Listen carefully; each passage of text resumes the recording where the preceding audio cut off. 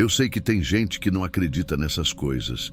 E confesso que, até certo ponto, eu mesmo tentei não acreditar. Porque quando a gente começa a pensar demais, perde o eixo, principalmente trabalhando numa UTI como a nossa. Sou médico intensivista num hospital público aqui em Curitiba. Tenho 39 anos hoje, mas o que eu vou contar começou há alguns anos, numa época em que eu ainda achava que aguentava tudo, que dava para separar a vida do plantão, que sofrimento de paciente era número, que a gente lidava com estatística e não com histórias. Mas teve uma paciente que não me deixou esquecer disso. Ela tinha 79 anos. Deu entrada com uma pneumonia grave, bilateral, daquelas que já chegam atropelando.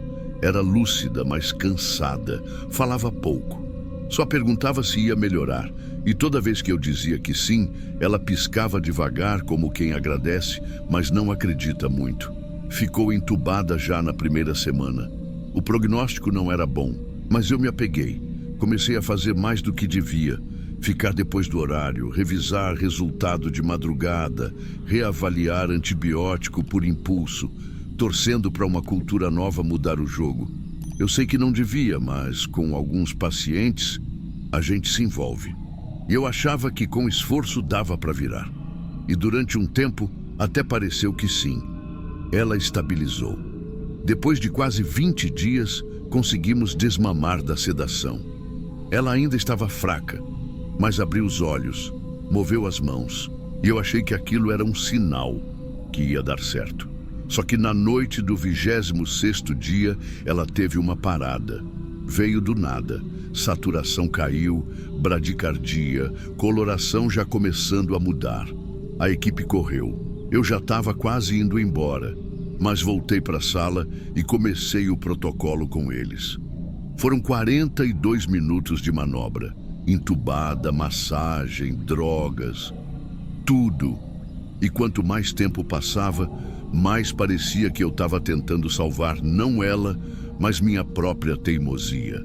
No fundo, eu sabia que ela não ia voltar, mas continuei, até um ponto em que ninguém mais olhava no olho. A sala inteira já tinha entendido, só eu que ainda insistia. Quando eu parei, não foi coragem, foi exaustão. Eu mesmo assinei o óbito. E lembro que, enquanto preenchia a hora do fim, minha mão tremia. Não por causa da morte, mas por saber que talvez ela tivesse partido antes. E que eu tivesse prolongado aquilo só porque não queria admitir a derrota. Achei que era só mais um caso difícil, que ia passar, mas não passou.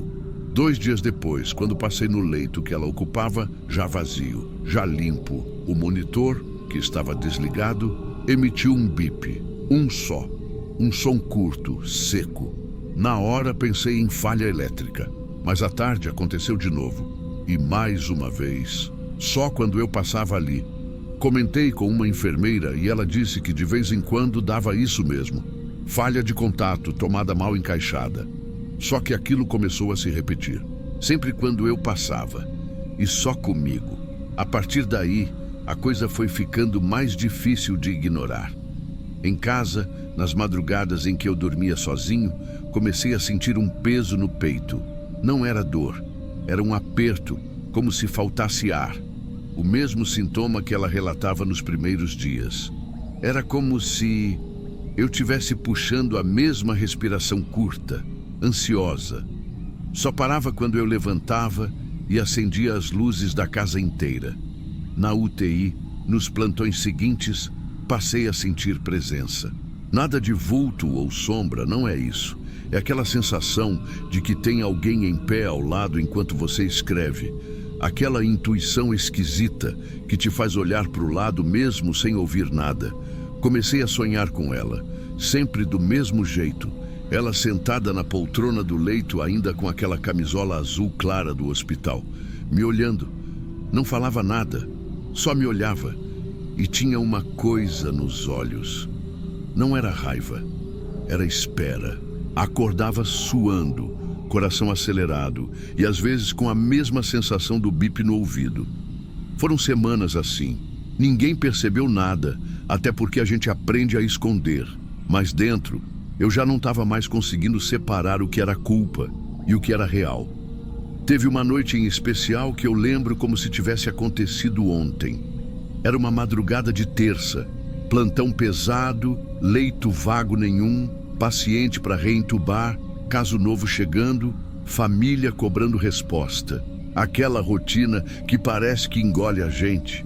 Eu não tinha parado para comer, nem para respirar direito. Já passava das 3 quando consegui ir até o banheiro. Aquele banheiro pequeno que fica no final do corredor da UTI, com aquele espelho velho manchado no canto, iluminação fluorescente que pisca. Lavei o rosto, fiquei um tempo ali, apoiado na pia, tentando organizar o pensamento. Quando levantei a cabeça para olhar para o espelho, meu reflexo estava lá. E atrás dele, ela. Não foi um susto, não foi grito, não foi pânico. Foi um silêncio. Ela estava parada, exatamente como nos sonhos. Mesma camisola azul, mesmo olhar que me atravessava. Só que ali, naquele espelho. E por um segundo, que durou mais do que devia, eu fiquei olhando, paralisado. E senti, contudo, que não era alucinação, nem cansaço, nem imaginação. Era ela, ou o que restou dela, ou o que ficou comigo. Me virei de uma vez. O banheiro estava vazio, mas o peso ficou. Não falei com ninguém sobre isso. Nem naquela semana, nem nas outras. Continuei indo, trabalhando, fazendo o que tinha que ser feito, tentando seguir como se nada tivesse acontecido. Mas não tem como voltar ao que era antes. Eu parei de passar pelo leito onde ela ficou. Comecei a evitar olhar para o monitor desligado. Mudei até o caminho do corredor quando dava. Só que isso não some.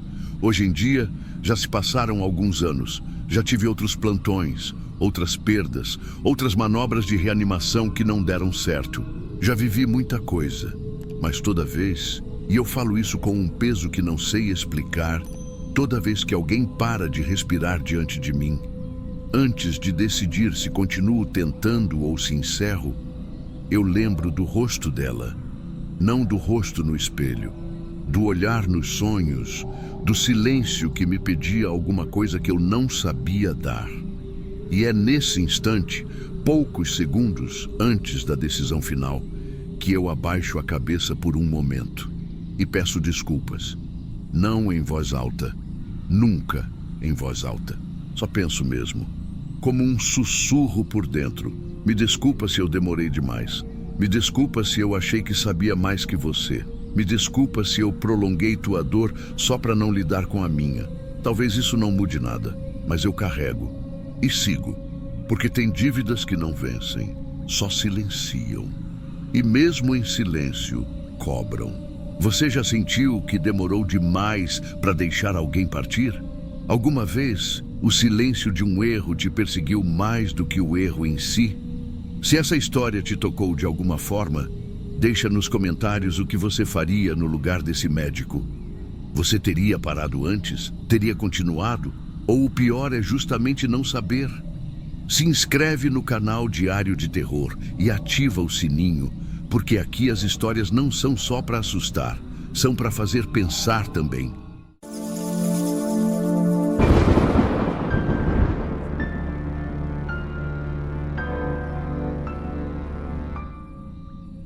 Eu lembro do som da campainha, não daquela noite especificamente, mas do som, aquela luzinha piscando no painel, o bip seco, repetitivo, sempre igual, mas dependendo da hora. Ele entrava de um jeito diferente na gente.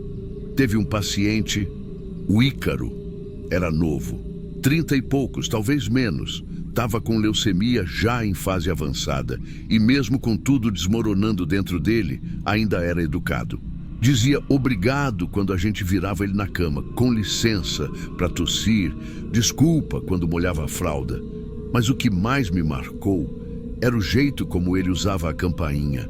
Ele não pedia muito, não era do tipo que tocava à toa, só chamava para uma coisa, para segurar a mão dele, sempre de madrugada, sempre depois das 3.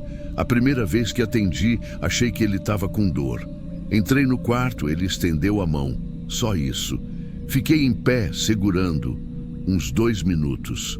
Depois ele fechou os olhos e soltou. Não falou nada. Na noite seguinte, igual. E na outra, era sempre assim. Uma colega disse que ele ficava ansioso à noite, tinha medo de morrer dormindo. Outra disse que era apego, que ele não tinha ninguém da família vindo visitar mais. Só que eu não sei se era isso não.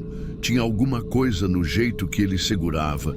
Era firme, mas calmo. Como se ele soubesse que não ia segurar por muito tempo. Eu fazia questão de atender quando podia, mesmo quando estava corrido. Mas teve um plantão, aquele plantão que tudo desandou. Era uma quinta-feira, se não me engano. Tinha acabado de chegar uma paciente com complicação respiratória no leito 2. A equipe toda se mobilizou. Gasometria descompensando, sedação, intubação, acesso central. Aquela correria que a gente conhece. E no meio desse caos, a campainha do Ícaro tocou. Eu lembro porque vi a luz piscando. Vi e pensei, eu já vou. Só mais um segundo aqui. Mas aquele segundo virou 3 minutos. E quando consegui sair do leito 2, a campainha já tinha parado. Entrei no quarto dele já com o coração apertado. Não sei porquê. Era um silêncio diferente. Nem barulho de monitor tinha. Olhei para o rosto dele e entendi, ele estava de olhos fechados, mão estendida, solta, já meio arroxeada. O monitor tinha parado de bipar, sem frequência, sem pressão. E eu soube, na hora, que ele tinha ido. A médica ainda tentou manobra, mas já tinha passado. E o que me arrebentou não foi a morte em si. Foi o visor da campainha. O visor mostrava o horário do último toque, 3h32. A parada foi registrada às 3h35. 3 minutos. 3 minutos em que ele esperou. 3 minutos chamando, talvez com a última força que tinha. E ninguém foi. Nem eu, nem ninguém. Não por mal, não por descaso, mas porque a gente estava lutando do outro lado, salvando outra vida. E mesmo assim, parece que falhou tudo. Porque ele não queria morfina, não queria sedativo, só queria uma mão. Até hoje, quando escuto o bip da campainha de madrugada, alguma coisa dentro de mim trava. Tem plantão que passo a noite inteira lembrando disso. De como o silêncio naquele quarto pesava mais do que qualquer grito que eu já ouvi na UTI. Depois da morte dele, eu continuei o plantão como deu. A gente sempre continua, né? Quem trabalha na UTI sabe, a vida anda em fila. Um morre, outro chega. Outro precisa de você. E se você não estiver ali, alguém cai. Mas naquela madrugada, alguma coisa ficou para trás. Alguma coisa que não voltou mais. No final do expediente, eu sentei no vestiário, ainda de uniforme. Não tirei nem a touca. Fiquei ali, olhando para o armário fechado na minha frente, tentando lembrar do som da campainha, tentando lembrar se eu podia ter corrido, se podia ter largado o outro leito, nem que fosse por 1 minuto, se alguém mais viu aquela luz piscando ou se fui só eu. Mas eu vi, eu lembro que vi, e é isso que não passa. O resto da equipe nem tocou muito no assunto. Fizeram o que tinham que fazer. Notificação, fechamento de prontuário, contato com a família, mas ninguém falou nada sobre o horário do toque. Só eu pedi para checar o registro da campainha e ninguém entendeu por quê. Coisa técnica padrão, eu disse. Mentira. Eu só queria ter certeza do que eu já sabia, que ele apertou, que ele pediu e que não teve ninguém. Demorei dias para tirar isso da cabeça. Ou melhor, não tirei, só aprendi a disfarçar, a colocar outro foco na frente. Mas ele, o Ícaro, ele ficou. O leito dele não foi ocupado de imediato. Ficou vazio umas 2 noites. E eu juro, teve uma madrugada em que a campainha tocou. Leito vazio. Nenhum paciente no quarto. Nenhuma explicação. Só o som seco piscando na tela. Por 3 segundos. Disseram que era falha no sistema. Pode até ser. Mas eu sei o que eu ouvi. E na dúvida, eu fui até lá. Entrei no quarto. E fiquei em pé do lado da cama, em silêncio, não tinha ninguém. Mas eu fiquei ali mesmo assim, Porque, se ainda desse tempo, eu não ia deixar sozinho de novo. Tem coisa que a gente não explica. Não é fantasma, não é assombração. É culpa que toma forma. Depois disso, passei a atender todo o chamado, mesmo os toques repetitivos, mesmo os que vinham de pacientes desorientados. Às vezes, nem era a ajuda que pediam. Era só alguém ali. Só uma mão. Uma vez, uma técnica brincou dizendo que eu andava ouvindo mais do que devia. E talvez esteja certa. Talvez eu ouça mesmo. Ou talvez eu só tenha medo de me acostumar de novo com o silêncio. Porque o silêncio, ele não é só ausência de som. Às vezes ele pesa, machuca. É ele que te persegue quando o plantão acaba. É ele que aparece quando você está no ônibus, voltando para casa, com o uniforme suado e a cabeça cheia de vozes que não foram ouvidas. Eu não sei se o Ícaro sabia que estava indo. Talvez soubesse, talvez por isso tenha apertado a campainha. Uma última vez, sem dor, sem pressa, só pedindo presença. E eu queria ter estado lá. Hoje em dia, toda vez que uma campainha toca, mesmo que esteja em outro quarto, mesmo que não seja da minha ala, alguma coisa dentro de mim se mexe. Eu paro, respiro, e por um segundo me lembro do rosto dele e continuo andando, porque o plantão não espera, porque outro paciente precisa, porque outra vida pode depender daquele toque. Mas no fundo mesmo, eu ainda escuto aquela última campainha e carrego comigo a mão que eu não segurei.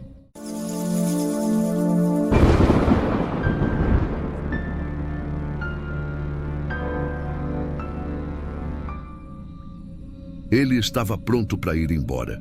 Era o que todo mundo dizia. Hemodinâmica estável, função renal preservada, bom nível de consciência, apetite voltando, já tinham até separado a receita e o resumo de alta. Eu ia carimbar os documentos na manhã da segunda-feira. Estava tudo certo. Só que no domingo à noite ele me pediu, com uma voz baixa, como se estivesse pedindo desculpas. Doutora, me deixe só mais uma noite aqui. Eu não quero ir embora hoje. Ele não falava isso com medo ou desespero. Falava com uma calma desconcertante, como se já soubesse, como se estivesse me dando uma última chance. Eu respondi com aquele tom leve que a gente usa para evitar clima tenso. Que isso, seu Jorge? O senhor está ótimo. Vai dormir em casa amanhã. Já está livre da gente. Ele sorriu, mas não disse nada. Não insistiu, nem fez drama. Só virou o rosto para o lado e ficou quieto. Não consigo explicar, mas eu senti um frio na espinha, um desconforto. Aquilo ficou na minha cabeça pelo resto do plantão. Só que o domingo estava agitado e logo fui chamada para outro leito, depois outro. E acabei deixando para lá. Era meu primeiro ano de residência. Eu estava exausta. A cabeça já não aguentava mais as cenas da UTI. Naquela semana mesmo, a gente tinha perdido 2 pacientes jovens e uma senhora que parecia estar melhorando. Então, ver alguém em recuperação como o seu Jorge era uma espécie de alívio. Um ponto de esperança no meio do caos. Ele tinha 58 anos. Tinha dado entrada por complicações infecciosas e passou dias difíceis ali, mas foi respondendo bem aos antibióticos. Era um daqueles pacientes tranquilos, educados, que chamava a equipe de senhor e senhora. Nunca reclamava, nunca exigia nada. Sempre dizia obrigado depois de qualquer coisa, até banho de leito. Naquela noite, não houve intercorrência, nem febre, nem queda de pressão, nada que apontasse problema. A última checagem dele, por volta das 2 da manhã, estava dentro da normalidade. Saturação boa, frequência cardíaca calma, pressão boa, tudo aparentemente certo. Eu até comentei com a técnica de enfermagem. Esse vai embora amanhã. Um dos poucos que a gente pode soltar com a consciência tranquila. Às 4:30 da manhã, eu fui acordada com o barulho da campainha do leito. Emergência. Quando cheguei lá, ele já estava desacordado. Havia sangue escorrendo pela boca e sinais de aspiração. Não teve tempo para muita coisa. Tentaram reverter, fizeram tudo. Eu entrei na sala quando estavam na segunda ampola de adrenalina, mas no fundo mesmo, eu já sabia que a gente tinha perdido. Ele morreu ali mesmo, no leito de onde sairia com a receita na mão. No lugar onde me pediu, com calma, para passar só mais uma noite. A morte foi registrada como hemorragia digestiva alta, provavelmente varicosa, silenciosa, traiçoeira. Ele não tinha histórico claro de sangramento e os exames não apontavam risco iminente, mas aconteceu. Aquelas que pegam a gente no contrapé. Eu vi muita gente morrer desde então, mas o rosto dele ficou. Não era um rosto assustado, também não era de quem desistiu, era aceitação.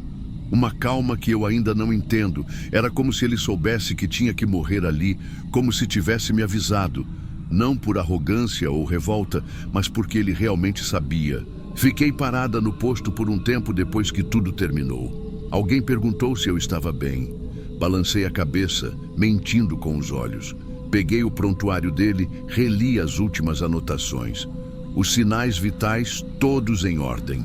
Nenhum indício, nenhum sinal. E, mesmo assim, ele me pediu. Pediu para ficar e eu sorri. Brinquei.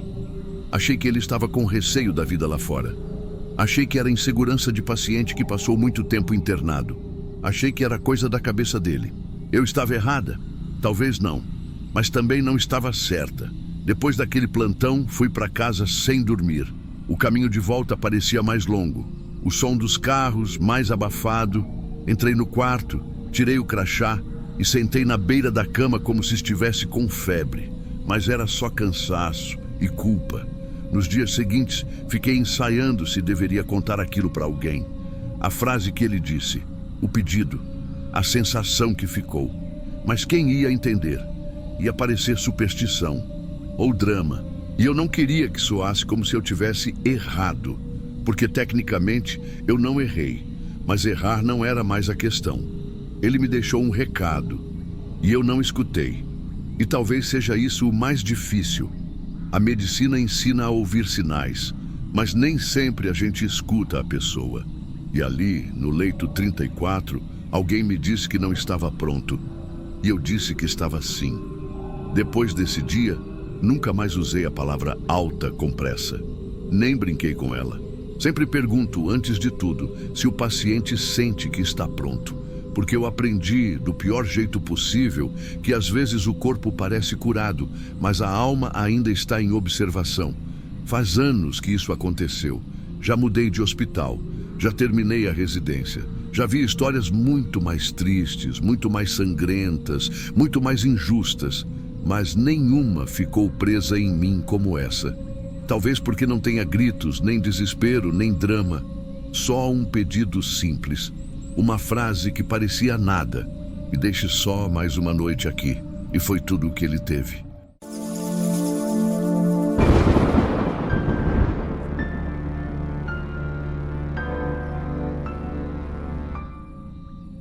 Eu trabalho com fisioterapia respiratória faz mais de 20 anos.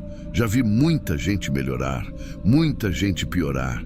Já presenciei cenas que me tiraram o chão e outras que me devolveram a fé. Mas tem uma madrugada específica que ficou atravessada. Não pelo que eu vi, mas pelo que eu escutei. Era um rapaz novo, 30 e poucos anos, infarto agudo, daqueles silenciosos.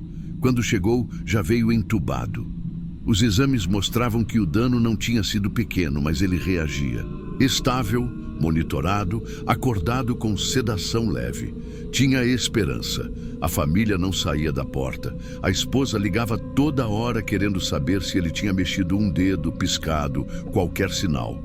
E ele, apesar da sedação, mantinha os sinais bons. Saturação, frequência, resposta à analgesia, tudo dentro do esperado. Era um daqueles casos em que a equipe acredita que vai dar certo, mesmo sabendo que o quadro ainda é grave. Meu turno começava às 22. Naquela semana, eu peguei a sequência de plantões noturnos. A UTI de madrugada tem um silêncio que não se compara a mais nada. Os corredores somem. Os sons viram pulsares, alarmes, apitos espaçados. As luzes ficam opacas. O tempo anda diferente ali dentro. Eu sempre falo com os pacientes durante os procedimentos, mesmo os sedados. Boa noite, vou te aspirar agora. Respira junto se conseguir, tô aqui do seu lado. É automático, quase um ritual. Com ele era igual. Todo dia fazia a aspiração traqueal com cuidado, alongamento, mobilização de tórax e falava. Ele nunca respondeu, óbvio, mas às vezes mexia as pálpebras. Um sinal mínimo que, para quem está ali, vale muito. Nessa noite, mais ou menos entre 2 e 2:30 da manhã, eu entrei para fazer a aspiração. Tava só eu e a enfermeira da madrugada, a Paula. A gente fazia o turno juntos havia anos. Conhece o silêncio do outro sem precisar dizer nada. Preparei tudo como sempre. Aspiração traqueal é um procedimento comum, técnico. Mas naquele instante, no meio da aspiração, ouvi um som que não fazia parte da técnica. Um som que não era da cânula, nem do muco, nem da secreção. Era rouco, baixo, raspado, como um fio de voz tentando sair de um corpo que já não tinha mais como produzir som. Foi coisa de 2 segundos. No começo achei que era só meu cérebro confundindo o estímulo auditivo com a pressão do momento. Mas antes de eu perguntar qualquer coisa, já Paula, que estava do outro lado da cama, conferindo os parâmetros do ventilador, virou para mim com um olhar que gelou até a minha espinha. Ela não falou nada, só olhou, e eu perguntei, "Você ouviu?" Ela assentiu. Devagar. A expressão dela era a mesma que eu imaginava estar fazendo. Não era medo, era um desconcerto. A gente trabalha anos com técnica, fisiologia, gasometria, eletrocardiograma e de repente tem algo que não encaixa. Ajustei o tubo, olhei os parâmetros. Tudo igual. Mas o som, aquele som ficou na sala. A gente terminou o atendimento em silêncio. Saímos sem dizer mais nada um para o outro. Nem combinamos, mas cada um ficou num canto da UTI por um tempo. Como se fosse preciso digerir aquilo separado. Às 5 da manhã, o monitor da cama dele começou a apitar com frequência diferente. Ele teve uma arritmia severa, sem resposta à reversão. Parada. Reanimação completa. Protocolo aplicado. Tempo longo de massagem. Sem retorno. Às 5:33 da manhã foi declarada a morte. Eu não sou o tipo de profissional que fica buscando sinais onde não tem. Aprendi a separar fé de fisiologia. Mas naquele plantão, naquela madrugada, alguma coisa me atravessou. O som que eu e a Paula ouvimos era real e não era reflexo. Reflexo não forma palavra. Reflexo não soa como obrigado ou já deu. Mas a gente não sabe. E é por isso que ficou atravessado. Eu fiquei olhando para o monitor por um tempo, mesmo depois que a médica assinou o óbito. A luz verde da frequência tinha parado. Só ficava aquele traço reto, sem som, sem aviso, sem movimento.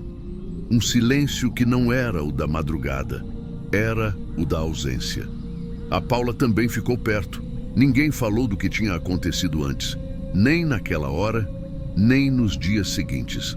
Só semanas depois, numa troca de plantão qualquer, ela comentou: "Até hoje eu lembro daquele som."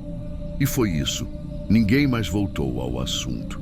Eu por dentro voltei todos os dias. O que me marcou não foi só a morte dele. Foi o que ficou pairando, a possibilidade de ter sido uma palavra, uma última tentativa de se comunicar. Aquela fração de segundo em que a voz tentou romper o tubo, o sedativo, o trauma, o colapso cardíaco. Aquilo me assombra mais do que qualquer parada. E por mais que a lógica diga que pode ter sido um espasmo, um movimento da prega vocal, uma liberação de ar mal distribuída, a dúvida continua. Porque soou humano, soou intencional, soou como alguém tentando dizer que sabia. Eu pensei muito depois na esposa dele, no que eu falaria se pudesse. Não falei, não era meu papel, mas se fosse, talvez eu dissesse que ele tentou. que talvez ele tenha entendido tudo até o fim, que talvez ele tenha escutado as palavras que a gente dizia, porque eu acho que escutou. Desde aquela noite, nunca mais entrei num leito entubado em silêncio. Pode ser paciente sedado, em coma, pós-operatório ou em ventilação prolongada. Eu falo, mesmo que só eu ouça, mesmo que pareça mecânico, mesmo que ninguém me responda, porque se um dia a última palavra de alguém depender disso, eu não quero que ela fique atravessada. Já teve colega que achou estranho, já teve médico que olhou de canto. Eu não ligo. O que ficou dentro de mim depois daquela madrugada é mais forte do que qualquer julgamento. A gente trabalha com o corpo, mas às vezes o corpo guarda mais do que parece. Às vezes ainda tem alguém lá dentro, mesmo que ninguém veja. O leito onde ele ficou recebeu outro paciente 3 dias depois. Eu mesmo preparei a cama. Trocamos tudo, como sempre. Lençol, suporte, bomba, painel. Mas enquanto eu passava o lençol com as 2 mãos, me veio aquele som de novo na cabeça. Rouco, baixo, quase falhado. Parecendo engasgado, parecendo uma gratidão ou um limite. Obrigado ou já deu. Nunca vou saber. E é justamente isso que pesa.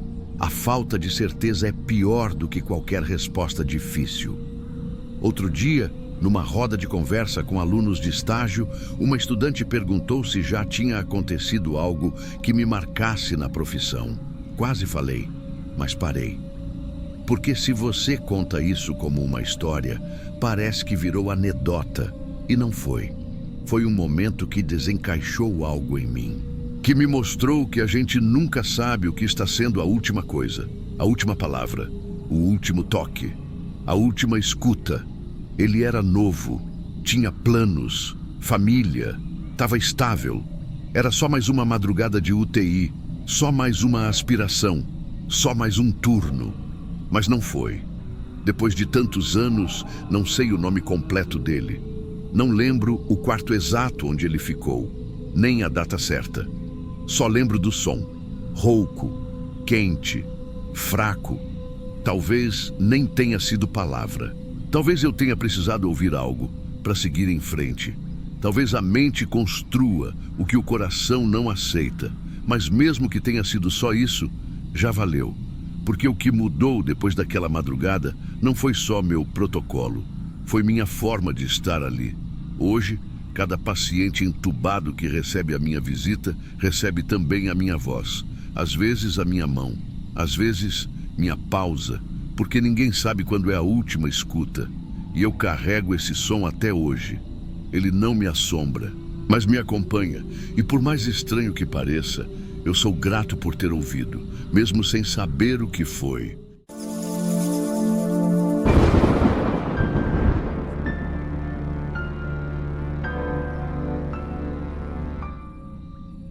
Quando escurece, a gente entende a hora. Ela dizia isso toda noite, sempre com aquela calma que deixava tudo mais desconfortável do que se tivesse gritado. Eu já tinha visto muita coisa ali dentro. Morte em sequência, reanimação que não responde, criança sedada que não volta. Mas essa paciente, ela não foi só mais uma. E não foi porque o quadro dela fosse diferente. Na verdade, era até mais controlado do que a maioria. Era uma senhora de 87 anos, lúcida, orientada, coração funcionando dentro do esperado, exames com parâmetros razoáveis. Claro, tinha histórico de insuficiência cardíaca e a família já sabia que não ia demorar muito, mas ela mesma dizia que ainda não era agora. O curioso é que ela não usava essa frase como uma esperança de melhora. Era uma constatação, como se ela soubesse exatamente quando seria. E isso, no meio de uma UTI, é o tipo de coisa que ninguém fala em voz alta. Mas ela falava. Toda noite. Quando escurece, a gente entende a hora. Na primeira vez, achei poético demais, talvez reflexo de alguma medicação. Na segunda, estranhei. Na terceira, já era incômodo. E ainda assim, ela seguia estável. como se estivesse mesmo esperando. Isso foi numa sequência de 3 dias. 3 noites em que ela dizia a mesma coisa. E 3 manhãs em que os parâmetros vitais continuavam ali, firmes, contrariando qualquer previsão. O filho, que vinha vê-la todo fim de tarde, perguntava se ia demorar, se a gente tinha alguma ideia. Eu dava a mesma resposta. Ela está reagindo melhor do que esperávamos, mas é imprevisível. Só que ela, a própria paciente, nunca perguntou nada, nunca pediu estimativas, só esperava, olhava para o teto, às vezes para o vidro da sala ao lado, e perto da hora em que as luzes do corredor eram apagadas, lá vinha a frase de novo. Quando escurece, a voz dela não tremia, era quase um sussurro, mas firme, como quem já entendeu o que vem depois. Na 4ª madrugada, algo mudou. A UTI estava mais silenciosa do que o normal. Nenhum código azul, nenhum alarme, nenhum acompanhante causando tumulto. Era o tipo de madrugada que engana a gente, dá uma trégua antes da pancada. E eu estava lá, olhando os monitores da sala dela pelo sistema, entre uma prescrição e outra, quando vi. Não foi queda lenta, não teve oscilação, foi direto. Frequência cardíaca, de 74 para 32 em segundos. Pressão sumiu, saturação caiu feito pedra. Eram 2h47 da manhã. A gente correu. Não havia nada no físico dela que justificasse aquilo. Não havia arritmia nos últimos eletros, nenhuma intercorrência, nenhuma queixa na última visita médica 2 horas antes. Mesmo assim, tentamos. Reanimação completa, adrenalina, massagem, intubação, nada. A paciente, que tinha desafiado todos os marcadores médicos por 3 dias seguidos, partiu exatamente no meio da madrugada, como se tivesse marcado com alguém. Eu podia jurar que o monitor esperou aquela hora. 2h47. É o tipo de número que não sai da cabeça da gente. A família chegou cedo naquele dia. O filho olhou para mim como se eu tivesse falhado. E talvez eu tenha falhado mesmo. Não clinicamente, mas humanamente. Porque eu não acreditei. Ela estava dizendo, repetindo, todo dia. E eu, com anos de UTI, ignorei como se fosse delírio. Mas não era, não sei explicar. Só sei que naquela manhã, depois de preencher os papéis, eu fui até o leito vazio e fiquei parado um tempo. E eu lembro exatamente da posição em que o lençol foi deixado. Como se o corpo tivesse relaxado, finalmente. Ela esperou. Esperou o escuro, como tinha dito. E eu, com todos os meus protocolos, aparelhos e drogas vasoativas, não entendi, não impedi e não consegui esquecer. Eu nunca contei isso para ninguém.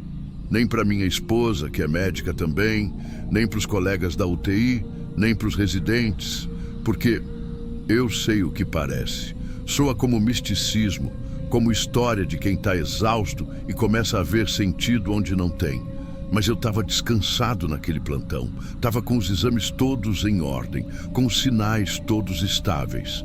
Ela não deveria ter morrido naquela hora, não daquele jeito, não com aquela precisão, não foi um agravamento. Não teve febre, não teve infecção, não teve complicação respiratória. Não teve nada que justificasse uma queda de sinais assim, do nada. Só teve aquela frase, repetida, todo dia. Quando escurece, a gente entende a hora. Hoje, passados mais de 4 anos desse plantão, eu ainda ouço essa frase às vezes, não da boca dela, mas da memória. E pior, quando algum paciente começa com frases parecidas, frases do tipo, eu tô esperando só a hora, ou à noite é mais fácil de ir, ou mesmo aquele silêncio cheio de resignação. Eu não durmo. Eu fico com o coração acelerado no posto. Finjo que tô lendo o prontuário, mas fico de olho no monitor. E qualquer bip diferente me congela. Não é medo da morte, eu já vi muitas. É medo do que a gente não pode explicar. Porque a medicina é uma ciência incrível, mas também é cheia de buracos. Tem paciente que devia resistir e não resiste. Tem corpo que não aguenta e se recupera. E tem esses casos, esses que ninguém discute, que não viram artigo, que a gente só guarda em silêncio. Eu lembro de ter sentado no carro naquela manhã e ficado um tempo com as mãos no volante, sem ligar, só lembrando dela, dos olhos dela sempre calmos, do jeito que ela parecia saber, e de como isso me tirou a base, porque eu sou cético, formado em universidade pública, pós em medicina intensiva. Eu gosto de dado gráfico exame, mas aquilo não estava no protocolo, e foi por isso que eu nunca falei, porque não teria como explicar, nem para mim mesmo. Só que tem uma coisa que eu entendi depois. Talvez a história nem seja sobre a morte em si. Talvez o que me pegou tanto foi a certeza, a calma com que ela encarava a própria partida, como se não houvesse dúvida, como se já tivesse se despedido internamente antes da gente notar. E é isso que me assombra, porque a gente, do lado de cá, sempre tenta controlar tudo. Estabilizar pressão, corrigir eletrólito, ajustar medicação, mas ninguém estabiliza o que não quer mais ficar. Ela quis ficar até a madrugada certa. Não era um pedido, não era uma súplica, era um fato. Ela só ia quando escurecesse o suficiente. E foi. Do mesmo jeito que viveu ali, serena, sem alarde, sem trauma. A gente que ficou com o incômodo. Desde então, eu comecei a ouvir melhor os pacientes, mesmo os que estão no limite, mesmo os que dizem coisas que não fazem sentido. Porque às vezes fazem, não para a ciência, mas para eles. E isso às vezes é mais forte do que qualquer bisturi ou dose de noradrenalina. Outro dia mesmo, teve um senhor com DPOC avançado. Me olhou e disse: "Tô esperando meu cachorro vir me buscar." Eu devia ter pensado que era delírio hipercápnico, mas eu só balancei a cabeça e fiquei de olho no monitor dele até de manhã. Não aconteceu nada. Mas eu não dormi, e é por isso que eu tô contando agora, porque talvez alguém precise ouvir. Talvez alguém já tenha passado por algo parecido e ficou com vergonha de contar. Ou talvez alguém já tenha escutado uma frase assim. Uma frase que parece pequena, mas que carrega um aviso inteiro dentro. Quando escurece, a gente entende a hora. Eu entendi. Tarde demais, talvez, mas entendi. E se você já ouviu algo parecido, de um parente, de um paciente, de alguém que parecia saber mais do que devia, saiba que você não está sozinho. Tem coisas que a gente não explica. E tudo bem. Nem tudo precisa ser explicado. Algumas coisas a gente só respeita,